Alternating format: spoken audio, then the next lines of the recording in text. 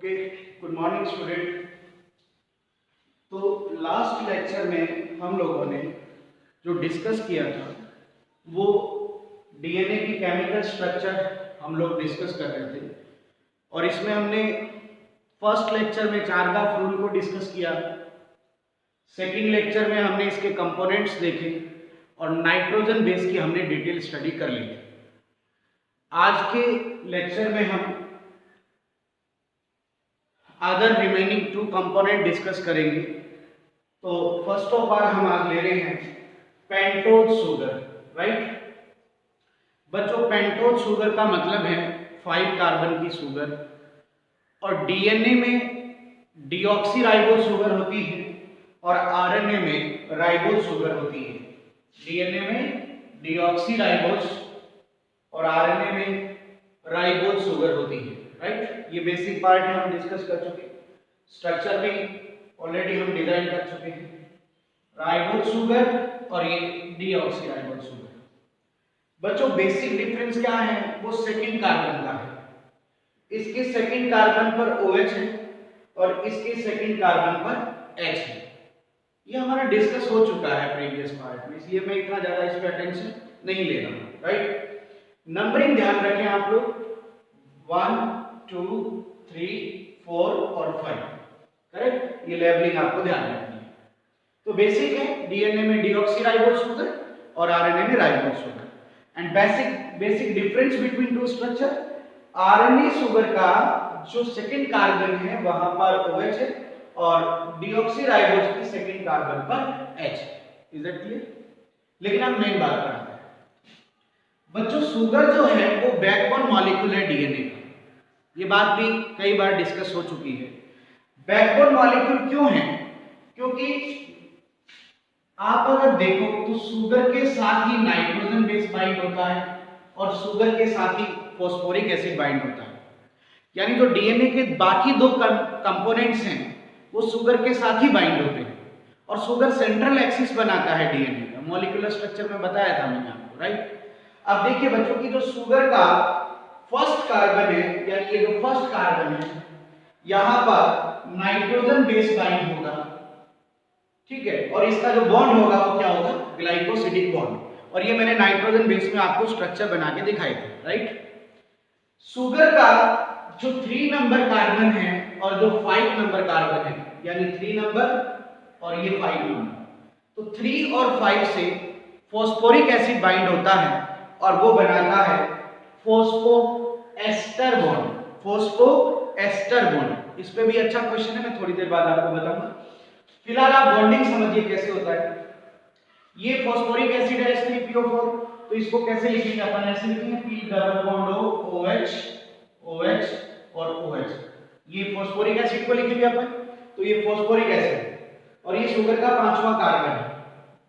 अब क्या होगा बच्चे, देखो कि यहां से OH और यहां से H, ये वाटर बाहर निकल जाएगा, यानी जब एक फॉस्फोएस्टर बॉन्ड बनता है तो एक वाटर मॉलिक्यूल बाहर जाएगा और ये जो बॉन्ड अब बन जाएगा डायरेक्ट ये इसके साथ, ये वाला, ये फॉस्फोएस्टर बॉन्ड होगा, यानी H2C और O, ये वाला जो बॉन्ड है ये फॉस्फोएस्टर बॉन्ड है, करेक्ट। तो इस तरह से आपको ये शुगर के बारे में ध्यान रखना है। तो बेसिक मेन बात ध्यान रखो कि नाइट्रोजन बेस शुगर के साथ कितने कार्बन से जुड़ता है, 1 नंबर कार्बन से, और बॉन्ड क्या होगा, ग्लाइकोसिडिक।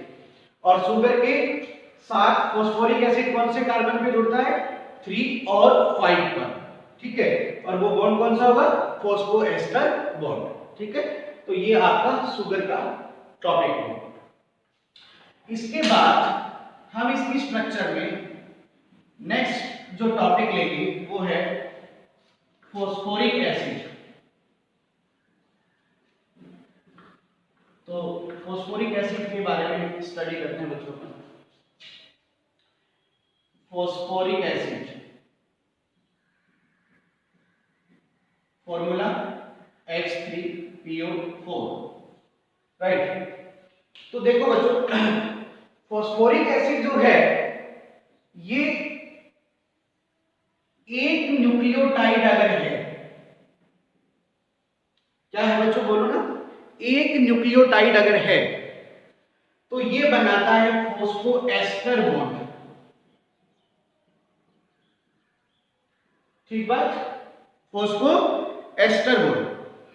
और अगर दो न्यूक्लियोटाइड है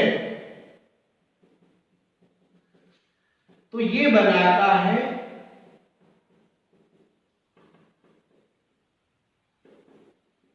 फोस्फोडाइएस्टर बॉन्ड। दो न्यूक्लियोटाइड में फोस्फोडाइएस्टर बॉन्ड और एक न्यूक्लियोटाइड में फोस्फोएस्टर बॉन्ड होता है। एक बात तो ये ध्यान रखना, ठीक है। और ये जो बॉन्ड है इनकी डायरेक्शन जरूर ध्यान रखना। इनकी डायरेक्शन होती है 5' एंड टू 3' 5' एंड टू 3'। ये आपको डायरेक्शन ध्यान रखनी है, 5' डायरेक्शन टू 3' डायरेक्शन में ये बॉन्ड बनता है, क्योंकि डीएनए रेप्लिकेशन या डीएनए का जो पॉलीमराइजेशन होता है वो भी 5' डायरेक्शन टू 3' डायरेक्शन में होता है, राइट, करेक्ट। दूसरी बात ये ध्यान रखना आपको इसमें कि फोस्फोरिक एसिड क्या बनाता है, एस्टर बॉन्ड बनाता है, राइट। तो ये क्या करता है, न्यूक्लियोसाइड के साथ जब फोस्फोरिक एसिड जुड़ेगा तो बनेगा न्यूक्लियोटाइड। यानी न्यूक्लियोटाइड कब बनता है, जब न्यूक्लियोसाइड के साथ फोस्फोरिक एसिड जुड़ता है, राइट। तो वही बात है कि अगर एक न्यूक्लियोसाइड के साथ ये एक जुड़ेगा तो फिर ये क्या बन जाएगा, न्यूक्लियोटाइड। और ये एक न्यूक्लियोसाइड के साथ कौन सा बॉन्ड होगा, फोस्फोएस्टर होगा। और अगर दो न्यूक्लियोसाइड होंगे तो क्या होगा, फोस्फोडाइएस्टर बॉन्ड होगा, करेक्ट। ये बात भी आपको ध्यान रखनी है, ठीक बात। बाकी बेसिक एक और इंपॉर्टेंट क्वेश्चन आप इसमें ध्यान रखो कि जो ये देखो, ये इस तरह से देखो कि ये एक ये डीएनए का स्ट्रैंड है। डीएनए स्ट्रैंड का मतलब कि यहाँ न्यूक्लियोटाइड्स है ना। तो डीएनए स्ट्रैंड्स को बाइंड कौन करता है, डीएनए लाइगेज। एक एंजाइम होता है डीएनए लाइगेज, क्या नाम है, डीएनए लाइगेज। तो एक बात ये ध्यान रखना कि जो डीएनए लाइगेज है, डीएनए लाइगेज वो क्या करता है, फॉर्मेशन करवाता है किसका, फोस्फोडाइएस्टर बॉन्ड का, ठीक है ना। डीएनए लाइगेज, लाइगेज मतलब जोड़ने वाला, है ना। तो फोस्फोडाइएस्टर बॉन्ड को बना फॉर्मेशन करवाने वाला एंजाइम कौन सा है, डीएनए लाइगेज, राइट। ये बात पे ध्यान रखना। अच्छा, कई बार क्या होता है बच्चों की जैसे ये डीएनए है तो इस डीएनए को कट भी किया जाता है, और कट करने वाला एंजाइम कौन होता है, न्यूक्लिएज।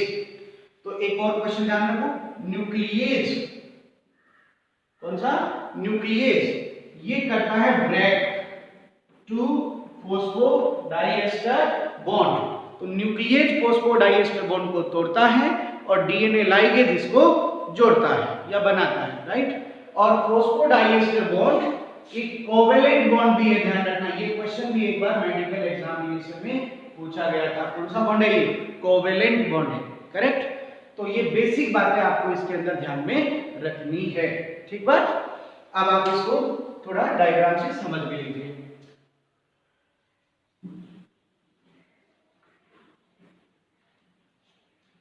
देखिए आपको पूरा बताते हैं। ये शुगर मॉलिक्यूल है, ठीक है ना, और OH first carbon, second carbon, third carbon, और ये फोर्थ कार्बन है और ये फिफ्थ कार्बन है, राइट। ये एक शुगर हो गया, राइट। अब इसके साथ सपोज करते हैं हम नाइट्रोजन बेस जोड़ देते हैं, ये नाइट्रोजन बेस। तो शुगर के साथ नाइट्रोजन बेस जुड़ गया तो ये क्या हो गया, न्यूक्लियोसाइड। क्या हो गया, ये न्यूक्लियोसाइड हो गया, राइट। यानी sugar plus nitrogen base is equal to nucleoside. ये न्यूक्लियोसाइड है, ठीक है।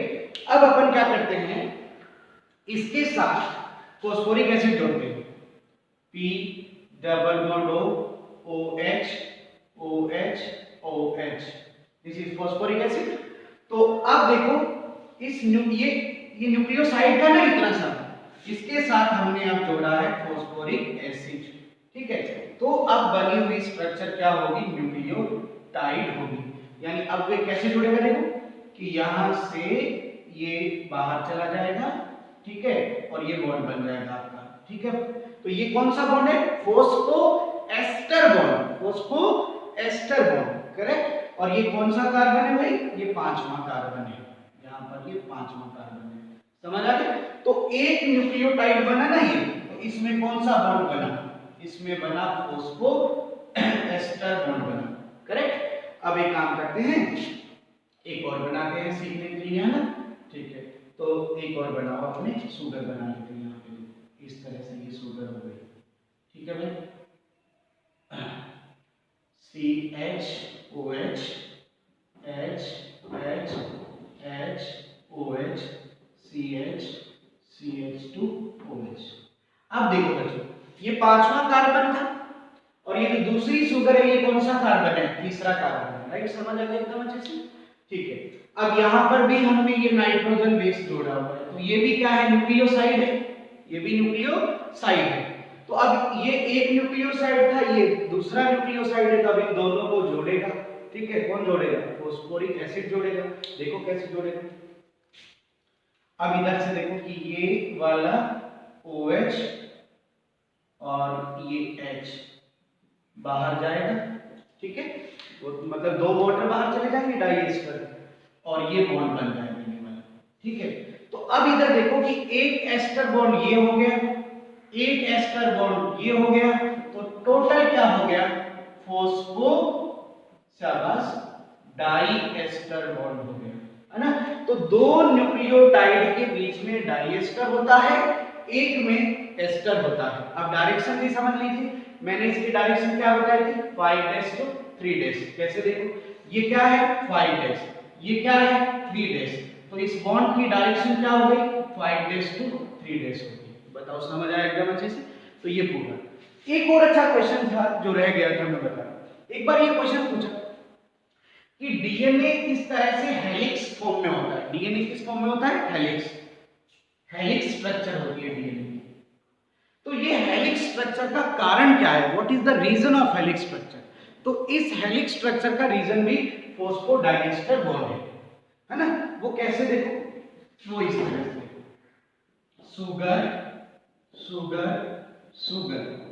अब ये देखो इस तरह से फॉस्फेट जुड़ा हुआ है। तो अब देखो ये स्ट्रक्चर कैसे हो जाएगा, देखो sugar phosphate sugar phosphate sugar, मतलब ये स्ट्रक्चर इस तरह से हो जाएगा, है ना। तो डीएनए की जो हेलिक्स स्ट्रक्चर है, डीएनए हेलिक्स स्ट्रक्चर का कारण भी यही है, इसका रीजन भी यही है, फोस्फोडाइएस्टर बॉन्ड, ठीक है। तो मैंने पूरा प्रयास किया है आपको ये समझाने का, राइट। तो ये थे डीएनए की केमिकल स्ट्रक्चर के तीन कंपोनेंट, नाइट्रोजन बेस, शुगर और फॉस्फोरिक एसिड, राइट। अब थोड़ा सा हम और डिस्कशन कर लेते हैं, अच्छे से क्लियर होना चाहिए बस आपको, है ना। अब अपने तीनों कंपोनेंट हो गए और हम अच्छे से डायग्राम भी बना चुके हैं सबके, है ना। तो अब अपने न्यूक्लियोटाइड का पार्ट देखते हैं, ठीक है। तो इसमें सबसे पहले अपन बात करते हैं न्यूक्लियोसाइड की, ठीक है। और एक और बात कर लेते हैं बच्चों, साथ साथ न्यूक्लियोटाइड की बात कर लेते हैं। न्यूक्लियोटाइड क्वेश्चन देखिए, बड़े सिंपल सिंपल क्वेश्चन आते हैं, इनमें कोई बहुत ज्यादा टफ टास्क नहीं है। क्वेश्चन आता है कि न्यूक्लियोसाइड क्या है, पहला क्वेश्चन। तो इसमें होगा nitrogen base plus pentose sugar, ठीक है, that is nucleoside. And what is nucleotide, nitrogen base plus sugar and plus the one another component is phosphoric acid. Is that clear? बहुत सिंपल है। तो एक तो ये बेसिक चीज आपको पता होनी चाहिए, राइट। अब बेसिक चीज के बाद में जो अगला क्वेश्चन है वो ये देखो, अब आपको लैंग्वेज पे जाना है। क्वेश्चन आया कि how many type of nucleoside present in nucleic acid, so या how many total number of nucleoside. So total number of nucleoside क्या है, न्यूक्लियोसाइड टोटल 5 है, और न्यूक्लियोटाइड भी टोटल अगर पूछा जाए तो कितने, 5। लैंग्वेज पे फर्क है, मैं बताऊंगा आपको, थोड़ा ध्यान से सुनिएगा। न्यूक्लियोसाइड डीएनए में कितने हैं या आरएनए में कितने हैं, तो 4। न्यूक्लियोटाइड डीएनए में कितने हैं या आरएनए में कितने हैं, तो 4। पूछो ऐसे कैसे सर, पहले 5 फिर 4, ये क्या है सर। तो देखिए इसको बच्चों, नाइट्रोजन बेस कितने होते हैं मुझे ये बताओ। नाइट्रोजन बेस देखो, प्यूरिन में कितने थे, एडेनिन और गवानिन दो, पायरिडिन, थाइमिन, साइटोसिन और यूरेसिल। सो शुगर तो एक जैसी होती है ना बच्चों, वो तो नहीं बदलेगी ना, शुगर तो एक ही रहती है ना। डीएनए में तो डीऑक्सीराइबोज शुगर है और आरएनए में क्या है, राइबोज शुगर है, तो शुगर तो एक जैसी रहती है ना। ओके, नाइट्रोजन बेस ही तो बदलेंगे ना, तो नाइट्रोजन बेस टोटल कितने हैं बताओ, 1 2 3 4 5। So now total nucleoside is 5, correct. लेकिन डीएनए में कितने हैं, डीएनए में कितने हैं, ए टी है ना, जी सी, डीएनए में कितने हैं, 4। सो डीएनए में कितने हुए, 4। सिमिलरली आरएनए में कितने हैं, ए यू जी सी, 4 है ना, तो आरएनए में भी 4। अब समझ आ गया, तो टोटल 5 और डीएनए या आरएनए का पूछे तो 4, सिंपल, ठीक है। अब देखो इसके बाद की बात करते हैं हम लोग। एक बार एक क्वेश्चन पुट हुआ, बड़ा सिंपल क्वेश्चन था, what is nucleotide. First option था डीऑक्सी राइबोन्यूक्लियोटाइड, सेकंड ऑप्शन था राइबोन्यूक्लियोटाइड, थर्ड ऑप्शन था बोथ। तो आइए इसका क्या ऑप्शन होगा देखते हैं। अब न्यूक्लियोटाइड जो होती है बच्चों वो दो तरह के होते हैं, डीऑक्सी राइबोन्यूक्लियोटाइड और एक होता है राइबोन्यूक्लियोटाइड। मतलब डीऑक्सीराइबोन्यूक्लियोटाइड का mean this is present in DNA and this is present in RNA. So option बहुत वाला जाएगा, ठीक है। और इसी तरह न्यूक्लियोसाइड भी दो तरह के हो जाएंगे, एक क्या हो जाएगा, डीऑक्सी राइबोन्यूक्लियोसाइड और दूसरा क्या हो जाएगा, ribonucleoside direct. This is occur in RNA and this is occur in DNA, correct. कोई प्रॉब्लम, समझ गए ना बात। तो न्यूक्लियोसाइड भी दोनों होते हैं और न्यूक्लियोटाइड भी दोनों होते हैं, ठीक बात। अब देखो इसका फॉर्मूला लिखो, एडेनिन प्लस डीऑक्सीराइबोज शुगर, ठीक है। दूसरी बार गवानिन प्लस, ये सेम रहेगा, ये तो चेंज होगा ही नहीं, शुगर चेंज नहीं होगा। एक बार एक क्वेश्चन भी आया कि न्यूक्लियोसाइड 4 टाइप के होते हैं, किसके बेस पर, तो शुगर के बेस पर नहीं होते, ये फॉस्फोरिक एसिड के बेस पर नहीं होते, ये नाइट्रोजन बेस के ऊपर डिपेंड होते हैं, क्योंकि शुगर और फॉस्फोरिक एसिड तो सेम रहेगा, डिफरेंट कौन है, नाइट्रोजन बेस है ना, करेक्ट। इसी तरह देखो साइटोसिन प्लस इसी तरह थाइमिन प्लस शुगर, है ना, तो ये चीज। अब राइबोन्यूक्लियोसाइड में क्या होगा, इसमें क्या हो जाएगा, राइबोज शुगर हो जाएगा, ठीक है ना, सॉरी बेटा एक minute, adenine plus ribose sugar, इस तरह से, है ना। इसी तरह फिर guanine plus ribose sugar, cytosine plus, लेकिन ये क्या हो जाएगा, यूरेसिल प्लस शुगर, इसमें थाइमिन नहीं है, ठीक है। अब इसका नाम भी आता है, जो नोट्स में मैं अलग ही दे दूंगा, इसका क्या नाम होगा, इसका नाम होगा deoxy adenine, deoxy guanine, deoxy cytidine, deoxy thymidine, ठीक है ना, deoxy thymidine, deoxy cytidine, deoxy guanine, deoxy adenine. इसमें डीऑक्सी नहीं लगाना आपको, इसमें सीधा ही लिखना है, या तो ऐसे लिख दो ribo adenine, ribo guanine, ribo cytidine या राइबो यूरिडीन, या सीधा भी लिख सकते हो आप, समझ गए एकदम अच्छे से। तो ये तो आपका याद करने का पार्ट है, लेकिन मैंने समझा दिया, करेक्ट। इसी तरह बच्चों अब बात करते हैं हम किसकी, न्यूक्लियोटाइड की। तो न्यूक्लियोटाइड भी हमारे क्या हो जाएंगे बेटा, डीऑक्सी राइबोन्यूक्लियोटाइड क्या हो जाएंगे हमारे 4। अब इसमें क्या क्या जोड़ोगे, देखो adenine plus deoxy ribose sugar plus phosphoric acid, ठीक है। अब इसी तरह गवानिन प्लस, और ये सेम रहेगा, साइटोसिन सेम रहेगा, बाकी चीजें, और थाइमिन और बाकी चीजें क्या रहेगी, सेम रहेगी, राइट। इसका नेम ध्यान रखना, इसका नेम है डीऑक्सी एडिनाइलिक एसिड, ठीक, इसका नाम रहेगा डीऑक्सी गवानिलिक एसिड। ठीक बच्चों, इसका नेम होगा डीऑक्सी साइटिडिलिक एसिड और इसका नेम रहेगा डीऑक्सी थाइमिडिलिक एसिड। ठीक है ना, इनका नेम ध्यान रखना, deoxy adenylic acid, deoxy guanylic acid, deoxy cytidylic acid and deoxy thymidylic acid, right. अब इसके केस में क्या होगा, डीऑक्सी मत लगाना बस। इसके केस में एक तो क्या हो जाएगा, इसका कैसे फॉर्मूला बनेगा, चलो ये भी मैं राइबोन्यूक्लियोटाइड भी समझा देता हूं। अब राइबोन्यूक्लियोटाइड की अगर हम बात करेंगे तो वो ऐसे होगा, एडेनिन प्लस शुगर कौन सी हो जाएगी, राइबोज, ठीक है, और फिर क्या हो जाएगा, फॉस्फोरिक एसिड। इसी तरह गवानिन और ये सेम रहेगा, साइटोसिन और ये सेम रहेगा, बस यहाँ यूरेसिल हो जाएगा। क्या हो जाएगा, uracil in place of thymine. Is it clear. अब इसका नेम क्या होगा, एडिनाइलिक एसिड, सीधा नेम क्या होगा, एडिनाइलिक एसिड, ठीक है। इसी तरह इसका क्या नेम हो जाएगा, गवानिलिक एसिड। डीऑक्सी हट जाएगा बच्चे, सिंपल है, डीऑक्सी हट जाएगा, है ना। और इसका क्या नेम हो जाएगा, साइटिडिलिक एसिड, और इसका क्या नाम हो जाएगा, यूरिडिलिक एसिड। मतलब क्या वर्ड हट जाएगा, डीऑक्सी वर्ड हट जाएगा। सिंपल है ना यार, बिल्कुल, है ना। तो ये हो गया आपका न्यूक्लियोटाइड और न्यूक्लियोसाइड, है ना।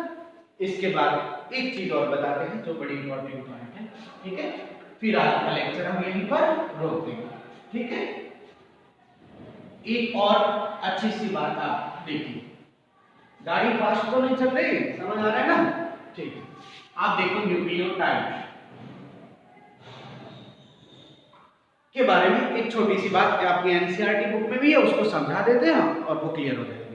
पहली बात, न्यूक्लियोटाइड का सिंथेसिस पॉलीमराइजेशन कहलाता है।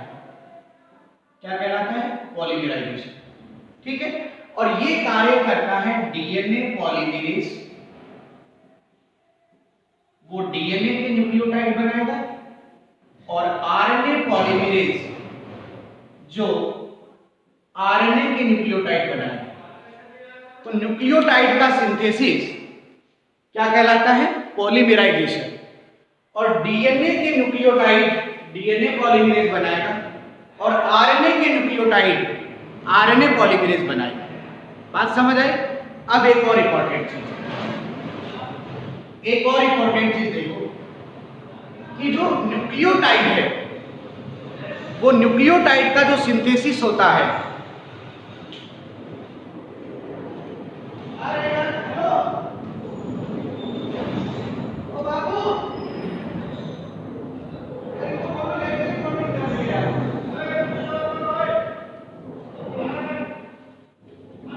Sorry for disturbance. न्यूक्लियोटाइड जो है वो, उसके अंदर एक और इंपॉर्टेंट चीज है कि न्यूक्लियोटाइड का फॉर्मेशन डीएनटीपी से होता है। किससे होता है, एनटीपी से। अगर डीएनए के न्यूक्लियोटाइड बन रहे हैं तो डीएनटीपी, और आरएनए के बन रहे हैं तो आप आरएनटीपी लगा सकते हैं। Now what is NTP, NTP का मतलब है nucleotide triphosphate, nucleotide triphosphate. What is NTP, nucleotide triphosphate. यानी न्यूक्लियोटाइड का सिंथेसिस किससे होता है, एनटीपी से, एंड एनटीपी क्या है, न्यूक्लियोटाइड ट्राइफॉस्फेट, करेक्ट। अब इधर देखो, डीएनटीपी ये किसके न्यूक्लियोटाइड बनाएगी, डीएनए के, और आरएनटीपी जो है वो किसके न्यूक्लियोटाइड बनाएगी, आरएनए की। Is it clear. अब बच्चों इसमें देखो, डीएनटीपी में देखो, इधर देखो ध्यान से, ये चार तरह की हो जाएगी, एटीपी, जीटीपी, सीटीपी और टीटीपी। इसी तरह ये वाले भी चार पार्ट हो जाएंगे। एटीपी, इसमें आर लगाने की जरूरत नहीं है, एटीपी, जीटीपी, सीटीपी और यूटीपी, क्योंकि थाइमिन नहीं होता है इसमें, ठीक है। अब ध्यान से देखो, क्वेश्चन क्या है, इंपॉर्टेंट क्वेश्चन वही है कि जो एनटीपी है वो ड्यूअल फंक्शन करती है, यानी दो फंक्शन होते हैं एनटीपी के। अब क्या दो फंक्शन होते हैं? एक तो वो न्यूक्लियोटाइड बनाती है,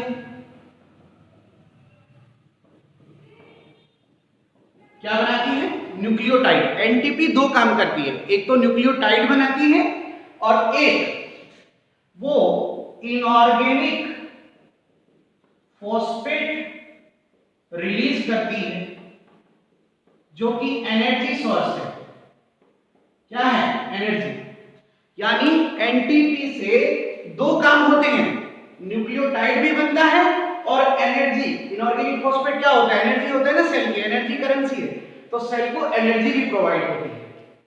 ठीक है, एनर्जी प्रोवाइड करवाती है।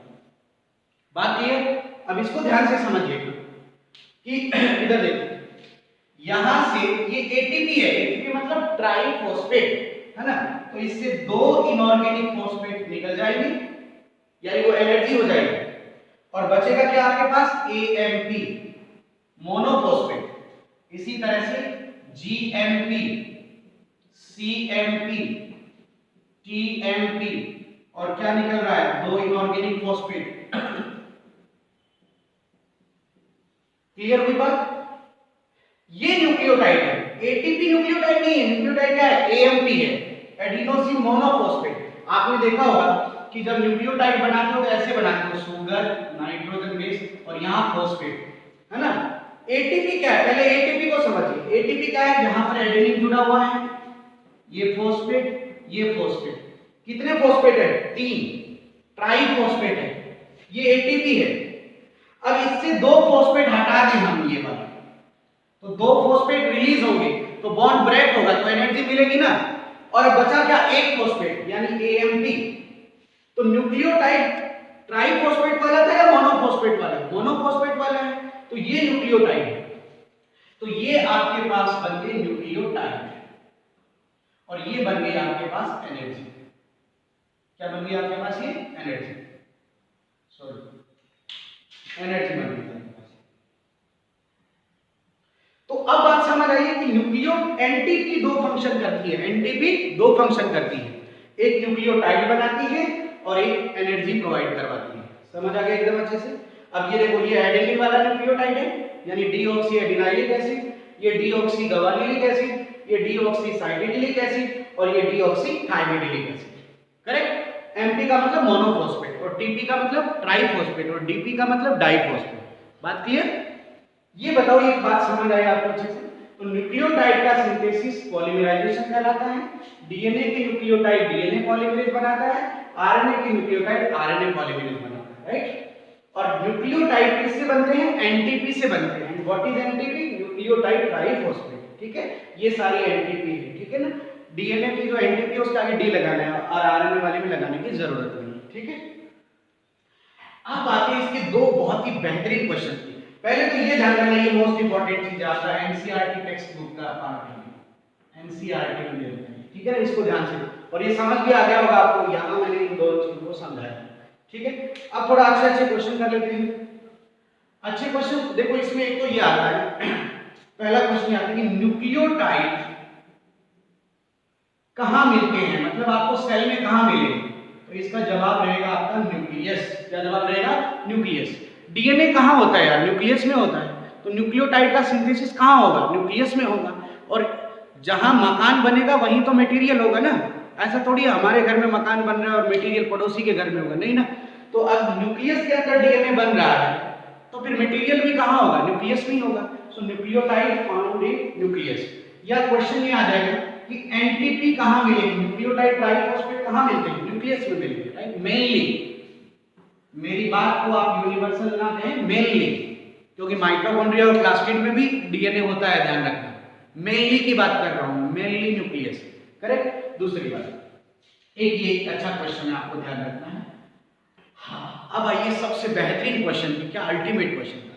उसने बोला कि आप सभी ने पढ़ा है कि सेल की एनर्जी करेंसी क्या होती है, तो बच्चों का जवाब क्या जाता है? एटीपी। सही बात है ना, सेल की एनर्जी क्या है? एटीपी है। लेकिन उसने ये पूछा कि ये जो एटीपी है ये डीएनए वाले न्यूक्लियोटाइड की है या आरएनए वाले न्यूक्लियोटाइड की है। समझ आई बात आपको? ये राइबोन्यूक्लियोटाइड वाली है या डीऑक्सी राइबोन्यूक्लियोटाइड वाली है। कहने का मतलब इसमें डीऑक्सी राइबोज शुगर है या राइबोज शुगर है। तो ध्यान रखना ये राइबोन्यूक्लियोटाइड की है, यानी ये आरएनए वाली एनर्जी है, डीएनए वाली एनर्जी नहीं है। सेल जो एनर्जी को यूज करती है वो राइबोन्यूक्लियोटाइड वाली एनर्जी है। इस बात को ध्यान रखिएगा, ये सबसे बेहतरीन क्वेश्चन है। समझ गए ये बात? कोई डाउट? तो ये थोड़ा मैंने लेक्चर आज आपको किसके बारे में बताया है? न्यूक्लियोटाइड के बारे में बताया है। करेक्ट? कोई डाउट? पक्का पक्का समझ आ गया? एक ध्यान रखना, एक छोटा सा मैं आपसे क्वेश्चन पुट करना चाह रहा हूं। बेसिक बताना, एटीपी, जीटीपी, सीटीपी, टीटीपी, इनमें किसकी एनर्जी ज्यादा है? किसमें एनर्जी ज्यादा है? तो बच्चों ने क्या एटीपी सुन रखा होता है तो बच्चे सीधा एटीपी को क्लिक कर देते हैं। अरे भाई एनर्जी क्या होती है? एनर्जी फॉस्फेट बॉन्ड होता है। एडेनिन से मतलब नहीं है, एनर्जी क्या है? फॉस्फेट बॉन्ड है। तो ये तो सब में ट्राई फॉस्फेट है, देखो try phosphate, try try try, तो एनर्जी सब में क्या होगी? बराबर है। लेकिन अगर यही यानी इक्वल एनर्जी है, इनमें एनर्जी सब में इक्वल है, ठीक है। लेकिन अगर ऐसा क्वेश्चन आ जाए कि एटीपी, एडीपी और एएमपी अब आ जाए तो एनर्जी ज्यादा किसकी है? इसकी है और इसकी कम है, क्योंकि इसमें ट्राइफॉस्फेट है, इसमें डाइफॉस्फेट है और इसमें मोनोफॉस्फेट है। बात क्लियर होगी? तो इस तरह के भी बेसिक क्वेश्चंस आ जाते हैं, ठीक है। अब मैं आपको फाइनल बताता हूं कि न्यूक्लियोटाइड एटीपी होता है या एएमपी होता है? न्यूक्लियोटाइड कौन होता है? एएमपी होता है। समझ गए ना? एटीपी नहीं होगा। बात क्लियर? पक्का पक्का एकदम समझ आया होगा, आई होप आपको क्लियर होगा। अब आपको है ना डीएनए की एक केमिकल स्ट्रक्चर पूरी डिजाइन करनी है, मतलब चारों न्यूक्लियोटाइड बना के डिजाइन करनी है, ठीक है। तो मैं ये बताता हूँ कि वो मैं आपको एक पेज में नोट्स प्रोवाइड करवा दूंगा, उससे बाकी मैंने एक एक करके सिंगल सिंगल करके बनाने को सिखाई दिया है ना, और मेन मेन क्वेश्चन भी मैंने आपको बता दिए, ठीक है। इतना काफी है आप लोगों के लिए, ठीक है। Thank you very much.